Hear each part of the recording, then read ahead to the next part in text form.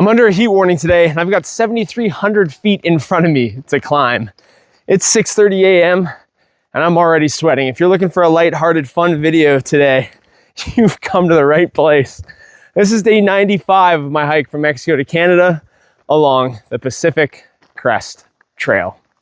The patchwork on the pad worked, and I slept through the night, and I needed it because today we had 850 feet to get back to the PCT, and it was hot starting at 6:30 a.m.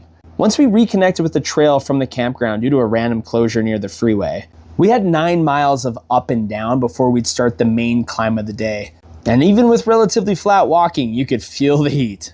And this would continue as we had 2,500 feet to climb close to midday, fully exposed with the sun beaten right down on us. Thankfully, after a few miles towards the top, we would enter the trees, which would help cool down things a little bit, and we'd stop by a water source before heading back out to an exposed ridgeline where we'd have to brave the heat once more through the midsection of the day. It would lead to some pretty good views. And then as 2 o'clock rolled around, we'd find a shaded area at the top and hunker down. The sun has brought out its all-star game today. I don't think I've sweat this much since Mexico.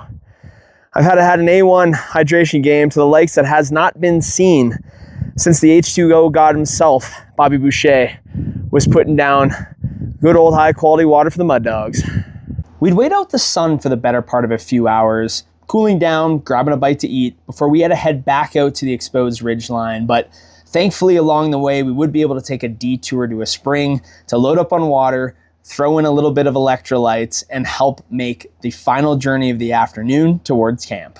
As we clocked out a few more miles during the afternoon, we would come across a sign for Trail Magic from the owl, who would help us to an ice cold Coke and even give us a homemade cookie. Pigeon would move so fast to this, he'd have smoke coming out of his socks, and we'd hang around with the owl for about an hour before making the final 2-mile push that would get us to our spot for the night and one of the most surreal views of Mount Shasta. That was a wicked about 7K elevation day.